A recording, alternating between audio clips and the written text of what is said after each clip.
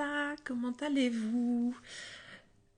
Bonsoir, bienvenue à ce 18e jour de mon défi challenge 365 jours de live.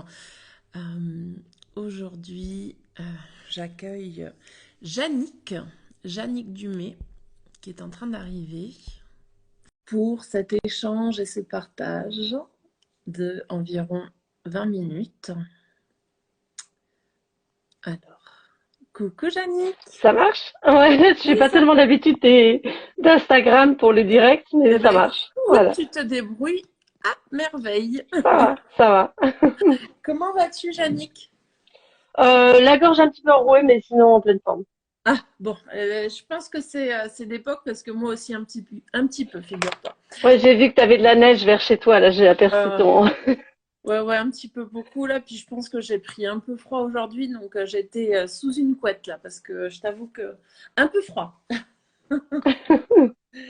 Donc, Yannick, pour les personnes qui nous rejoigneront ou qui nous regarderont en replay, je rappelle qu'on ne se connaît pas, on n'a jamais vraiment échangé et que justement ce live de partage, c'est pour te présenter, enfin pour que tu te présentes à moi et aux personnes qui nous regardent, pour nous raconter un petit peu ton parcours et voilà, pour échanger sur toi, sur ce que tu fais dans la vie.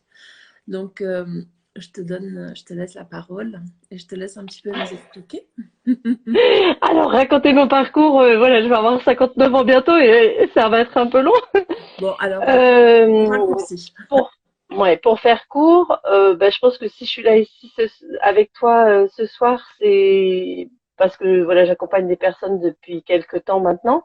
Mais c'était pas du tout mon métier de base. J'ai démarré comme styliste. Après, j'étais, comment on appelle ça, comment on appelle, mère au foyer. Ouais. C'était vraiment un choix.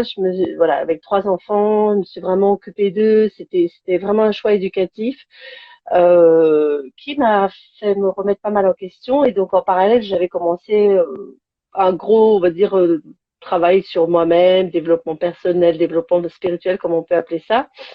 Et puis, ben, après leur départ, je me suis lancée en fait en 2014, d'abord avec des massages, après avec du Reiki, des soins énergétiques. Et puis finalement, je me suis lancée avec les outils d'Access Consciousness. Hmm. Je sais pas si tu connais, j'ai été facilitatrice certifiée pendant 2 ans. Et tout ça, donc d'un côté, avec quand même un petit cancer entre-temps. J'ai dit petit parce que ça n'a pas été plus grave que ça pour moi et voilà, sauf que ça m'a mis un petit peu une claque en me disant ouais, je vais vachement travailler sur moi, voilà, bah oui, j'avais encore beaucoup de choses à lâcher, mais ça en fait c'était que l'apéritif parce que en août 2020 notre fils aîné est mort à 28 ans d'un cancer. Alors ça c'est le plat principal et c'est encore le plat principal, hein, c'est voilà, mais du coup ben quelque part j'avais déjà peut-être des outils, ça c'est pas pour ça que plus facile. Sauf que là, c'était tout d'un coup, on passe aux travaux pratiques. Et donc, je vais revenir dessus après parce que donc j'ai écrit un livre. En fait, c'est venu tout de suite. L'écriture est venue là tout de suite, qui s'appelle Il va y avoir encore tellement de jours. Il a été publié au mois de mars 2021.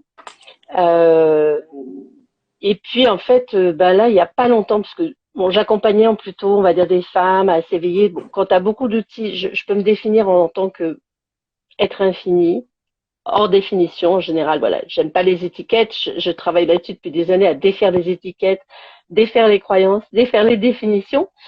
Du coup, aller mettre une étiquette, c'était compliqué, mais grosso modo, j'ai facilité. Bon, j'ai fait beaucoup de travail avec, je peux m'appeler un petit peu sorcière, guérisseuse. J'ai beaucoup travaillé sur les corps.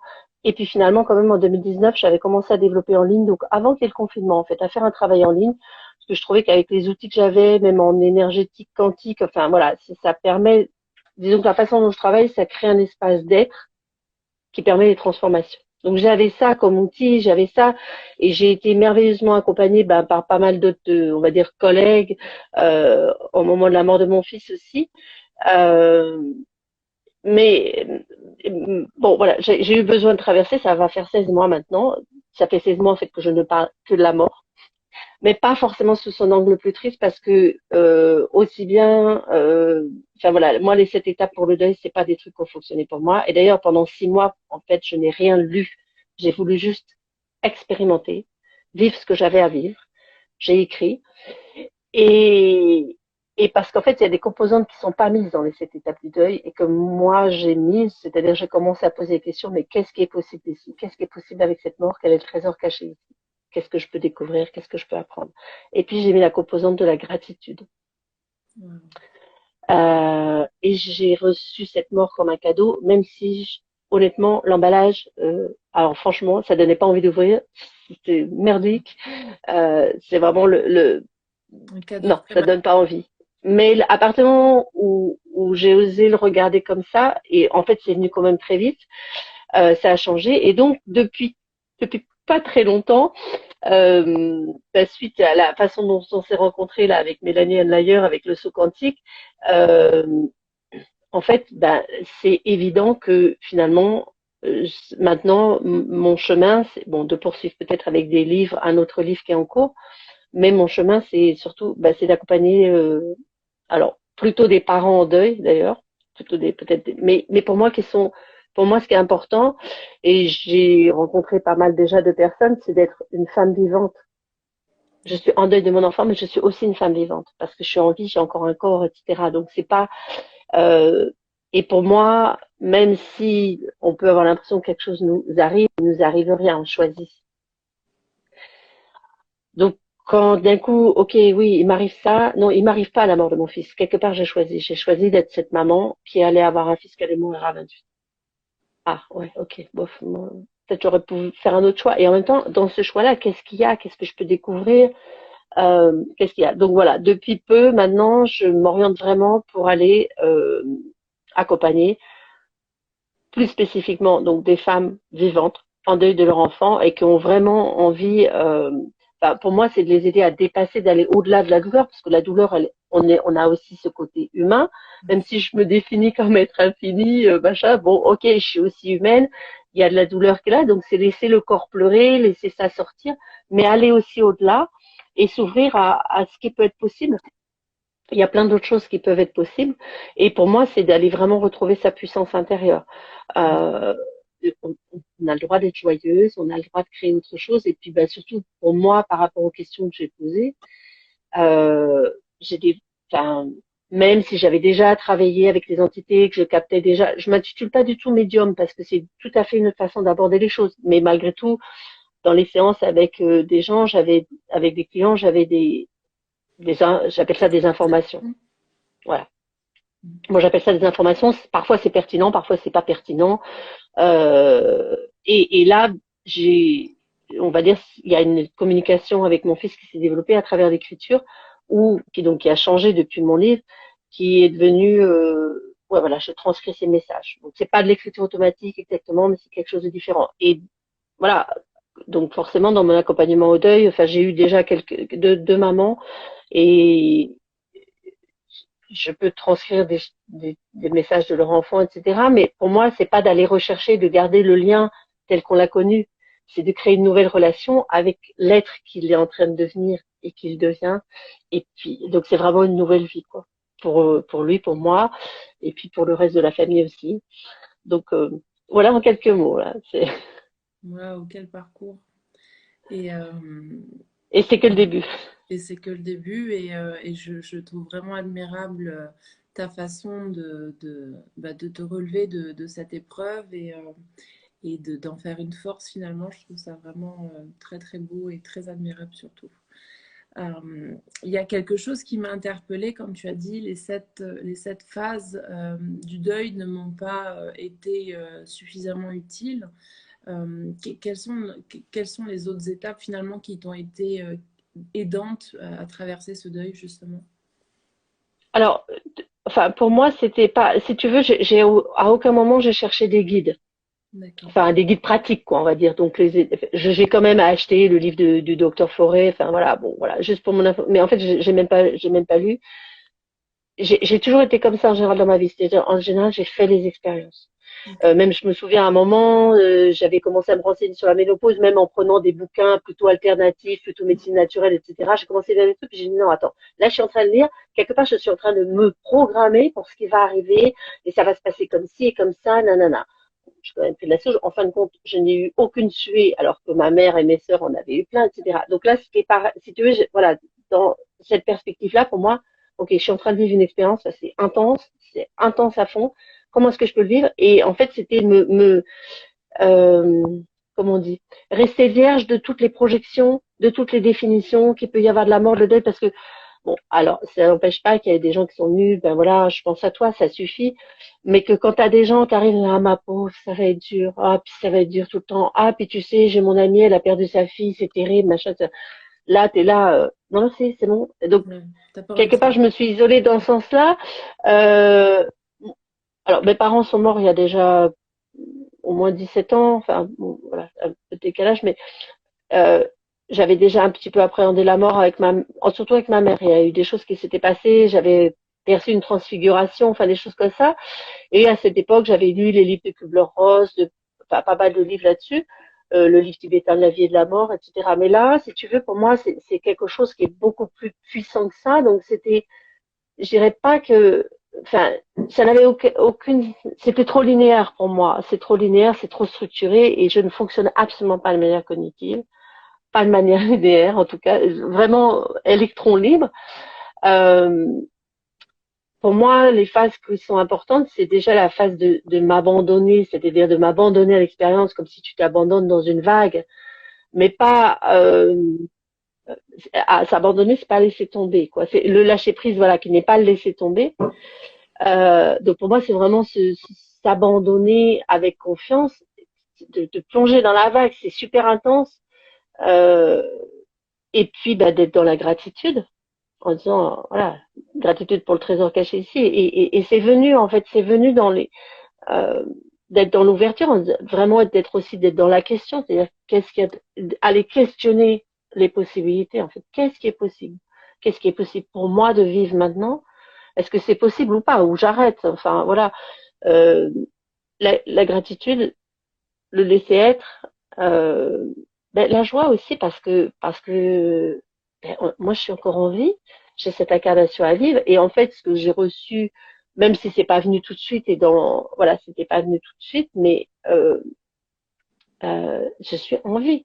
Donc en fait c'était très clair, hein, je veux dire, soit j'arrêtais tout de suite, mais si je suis en vie et que je peux pas rire et qu'il n'y a pas ça, et puis non, on a toujours eu beaucoup d'humour dans la famille, mais plutôt l'humour, enfin, juste le rire, quoi, de la joie, pas de l'humour.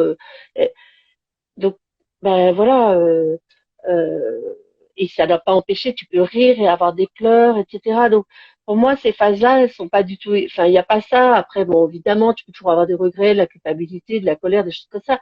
Ça, c'est sûr que ça peut venir aussi, mais il n'y a pas que ça. Et la gratitude, la joie, c'est jamais venu. Et puis aussi, bah, tout à coup, de développer des capacités. Alors, je les avais déjà développées. Là, c'était plus le challenge. Ok, bah, est-ce que c'est ok, mon fils, pour toi, qu'on participe, qu'il se passe quelque chose? Je n'étais pas forcément très objective, c'est sûr. Euh, et là, oui, c'est vraiment, enfin, donc, c'est vraiment enfin, quelque chose que j'ai vraiment transcendé. L'exercice de l'écriture a été extrêmement important pour moi. Mais j'ai écrit sur le vif. En tout cas, mon premier livre, voilà, c'est vraiment le deuxième, ça sera différent, mais le premier, c'est de l'écrit sur le vif, c'est-à-dire j'ai vraiment décrit tout ce que je traversais. Donc à un Mhm. moment, je pleure, le jour d'après, je ris. Euh, et puis bah, ces perceptions, ces ressentis, c'est tout d'un coup dire oui, ok, là je suis en train d'écrire sur l'illusion du manque, c'est-à-dire qu'effectivement, si je reste juste enfermée dans le côté humain, oui, il y a un manque physique, etc. Après, euh, si j'ouvre la perspective, ben non, en fait, le manque c'est une illusion. Le manque il est créé parce qu'il y a du besoin. Et en même quelque part, c'est c'est aussi peut-être la façon dont on a toujours vu avec mon mari comment l'éducation, enfin, ou les enfants, moi, ma mère, elle me parlait beaucoup de Khalil Gibran, le prophète. Vos enfants ne sont pas vos enfants, ils sont des flèches. Et vous êtes l'arc. voilà, tu n'as pas besoin de tes enfants pour vivre.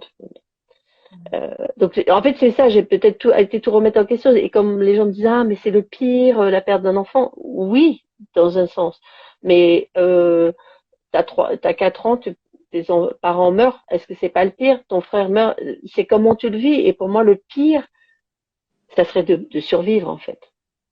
Le pire ça serait de rien créer à partir de ça. Le pire ça serait de pas euh, de plus avancer, ça serait de ouais ça serait ça le pire en fait, de vivre à demi morte et d'être ça serait ça le pire, en fait. Wow. Bah, c'est un message très très puissant que tu nous partages aujourd'hui, Yannick. C'est vraiment Voilà. fort. C'est vraiment très Et très juste pour remettre quand même en place, ça m'empêche pas, hein, parce que donc d'avoir des moments où bon. Et après, il faut quand même être honnête. Donc mon fils aîné, il avait 28 ans. Ça faisait déjà 10 ans qu'il habitait plus à la maison. Donc quelque part, on était habitués à pas être ensemble tout le temps. Bon, voilà, mais il y avait quand même un lien assez fort. C'est pas comme si non plus il y a quelqu'un qui est là dans ton quotidien absolument tout le temps. Bon, voilà, faut juste être honnête, quoi. Je l'appelais pas mon grand bébé, quoi. C'était aussi cette éducation vers l'autonomie, en fait, qui permet aussi de me dire bon, ok, parce que pour moi, même si inconsciemment, hein, parce que consciemment, je pense pas qu'il l'ait choisi, mais on va dire dans un niveau de conscience plus subtil, c'était un choix aussi pour lui de s'être incarné là, d'être mort à 28 ans, même si bon, voilà. Donc c'est aussi respecter, c'est laisser être ça, euh, voilà. Donc il y a plein de choses et pour moi c'est différent et c'est se permettre aussi à chacun par rapport au deuil bah, de l'aborder à sa manière, de respecter son rythme. Il n'y a pas, moi j'ai fait ce chemin parce que j'avais fait un chemin aussi avant, c'est arrivé à un certain moment de ma vie. Ça arrive aussi à des moments de la vie de toute façon, on n'est jamais prêt. Et puis là, je te parle de ça aujourd'hui. 2 jours avant sa mort, pour moi, c'était encore inenvisageable, hein. Donc voilà, il y a eu, bon, je l'ai fait. On peut dire que il y a des gens qui me disent oui, t'as été super vite. Après, j'en sais rien. Peut-être que dans 5 ans, je vais m'écrouler. Enfin, il y a pas de vitesse. C'est tout d'un coup, ouais, c'est mettre en perspective aussi. Et pour moi, c'est important d'en parler parce qu'en fait, du coup, ça change complètement la. Enfin, c'est ce qu'on dit, hein, quand on a un truc, voilà, quand t'as le cancer, quand t'as une merde entre guillemets, tu dis bon, ok, je suis sur terre, là, je suis sur vide. Ben, qu'est-ce que je fais là? C'est pour vivre encore plus, hein, encore plus intensément, et tu te prends plus la tête pour des broutilles, même si tu vas quand même encore te prendre la tête pour des broutilles de temps en temps, fort. mais tu vas relativiser beaucoup plus, quoi. Donc, Confirme. ouais, ouais. Et puis c'était un peu, ben, tout d'un coup, ok, j'ai de la magie avec l'énergie, avec une main, qu'est-ce que j'en fais? Donc, je m'en suis servi effectivement pour moi au départ, et maintenant, ben, c'est le mettre au service d'autres parents qui traversent. Euh, et pour moi, quand je dis le mot épreuve, c'est plus dans le sens à l'éprouve, enfin, c'est vraiment éprouver, c'est-à-dire ça éprouve toutes nos capacités, ça nous demande de sortir toutes nos capacités aussi bien physiques, parce que ben, physiquement c'est éprouvant, en fonction de comment c'est passé. Enfin voilà, il y a, le corps aussi est ébranlé, et puis ben, pour le reste, pour l'être Le, qu'on est, voilà, psychique. c'est vraiment dans ce sens-là l'épreuve, quoi, en fait. Ouais, puis pour le côté aussi psychique finalement, parce que Voilà, le corps physique est une chose et puis le mental, on n'en parle pas beaucoup ou pas assez. C'est vrai que dans ce genre d'épreuve ou dans une maladie grave, le mental en prend un sacré coup aussi. Donc c'est important d'aller mettre un peu voilà, de gratitude, d'amour, de bienveillance dans tout ça. Et voilà. Et ce que je voulais te poser comme question, c'est finalement aujourd'hui, donc en plus d'avoir écrit donc un livre, rappelle-nous le titre pour que et il va y avoir encore tellement de jours de la couverture, mais je crois que c'est à l'envers sur les. ouais, c'est à l'envers, mais Il va y avoir encore tellement de jours. tu viendras le mettre dans les commentaires parce que d'une part, moi, ça m'intéresse et Ouais. j'adore lire, donc il y a de grandes chances que je le commande. Et puis, parce que ça peut aider aussi beaucoup de personnes qui sont dans un cas de deuil et qui ne savent pas trop comment affronter tout ça. Euh, justement, les accompagnements, ce qui me venait, c'est, tu nous as parlé d'accompagner des parents endeuillés, mais moi, ce qui me venait à l'esprit aussi, c'était bah, le reste de la famille, c'est-à-dire les frères et sœurs ou d'autres personnes très proches, c'est la même chose, j'imagine. Oui. Oui, oui, oui, oui, oui, oui, non, mais voilà, je veux dire, je suis pas forcément limitée à ça, mais dans ce sens-là, après, on va dire, là-dessus que je mets le focus, mais après, ça peut être pour n'importe qui. D'ailleurs, dans le livre, j'ai pas mal de gens qui l'ont lu aussi, euh, qui sont pas du tout des personnes en deuil, ça peut être pour toutes les difficultés de la vie en général, parce que c'est vraiment d'aller poser les questions, en fait, quand il y a quelque chose qui n'avance pas comme on veut, une séparation, un licenciement, enfin, je sais rien, la maladie, etc. Donc, c'est vraiment aller questionner les possibilités de créer quelque chose à partir de ça. Pour moi, c'est vraiment comment faire de ta mort un terreau fertile pour créer de nouvelles vies, pour créer de nouvelles possibilités, quoi. Mm. Et ça commence à germer, on va dire. Ouais. Magnifique. En tout cas, l'idée me séduit énormément. Je trouve ça très beau d'arriver en tout cas à poser des mots sur cette difficulté ou cette épreuve comme tu l'as nommé. J'en profite pour dire bonjour aux personnes qui sont arrivées à chaque. Oui, j'en ai vu quelques-unes. Ouais. Euh, quel est le message, quel message tu aimerais donner aux personnes qui nous écoutent ou qui nous écouteront en replay et qui peut-être traversent une épreuve dans leur vie, que ce soit un deuil ou une maladie grave? Quel est le message que tu aimerais leur passer justement? Mais en fait, justement, quand tu redisais le mot épreuve, moi, finalement, je l'ai beaucoup plus décrit comme une expérience intense. Ok. Expérience intense et bouleversante. Donc, pour moi, c'est vraiment d'aller regarder ça en disant, OK, c'est une expérience. C'est-à-dire, c'est en même temps, c'est se mettre aussi dans la position bah, de la marionnette qui est là et qui est là avec son cette, truc qui, on va dire, qui te tombe dessus au départ parce que tu dis oui, bon, je l'ai choisi, ok, t'es sympa, bof, cadeau, sympa. Enfin, non, ça me plaît pas. Puis bon, en plus, quand on est atteint dans son corps aussi, bon, quand c'est quelqu'un de proche, ça a été très différent aussi de vivre ça par rapport à quelqu'un moi quand j'étais malade et quand voilà que c'est quelqu'un de proche de pouvoir être là aussi pour moi c'était une grande leçon de DCS mais donc de vivre ça plutôt comme une expérience donc d'être la marionnette et d'être aussi le marionnettiste c'est-à-dire de prendre un peu cette perspective ce recul en disant ok comment est-ce que je peux vivre ça comme une expérience et observer et puis bon après voilà c'est moi j'ai eu la capacité de le faire on peut se faire accompagner etc c'est vraiment de lâcher les peurs pour moi c'est vraiment d'aller se dire ok je plonge dans la vague je m'abandonne au lieu d'essayer de lutter contre et c'est vraiment donc là moi je vais le dire par rapport à la mort mais on peut le mettre par rapport à la maladie c'est vraiment le truc que tu veux pas regarder en face et en fait c'est quand tu le regardes en face et que tu te dis bon allez je plonge j'y vais de toute façon voilà là je suis malade j'y vais et vraiment pour moi les questions c'est qu'est-ce qui est possible ici comment qu'est-ce que je peux créer de plus on va dire de plus grand ou de plus grand au sens de plus joyeux de plus plein d'amour de quelque chose qui va créer quelque chose pour moi et aussi pour le monde en fait Ouais. Ouais, puis et de vivre ça pas comme une victime en fait, de sortir de la position de victime, même s'il y a des moments où tu dis voilà, ouais, de sortir de la position de victime et puis aussi d'avoir aucune définition de se dire que la mort c'est mal, la maladie c'est pas bien, bah non ok. Donc en fait je reviens à des questions de base, c'est-à-dire quel est le cadeau ici ou quel est le trésor caché que je ne vois pas encore. ouais. Et j'ai beaucoup aimé quand tu as dit tout à l'heure comment se diriger avec toute sa puissance finalement au travers d'expériences intenses comme tu les nommes. Je trouve ça très intéressant aussi de se dire qu'à un moment donné, on a le choix de se dire comment j'ai envie d'affronter cette expérience. Est-ce que je veux Ouais. l'affronter en tant que guerrière ou est-ce que je veux l'affronter en tant que victime?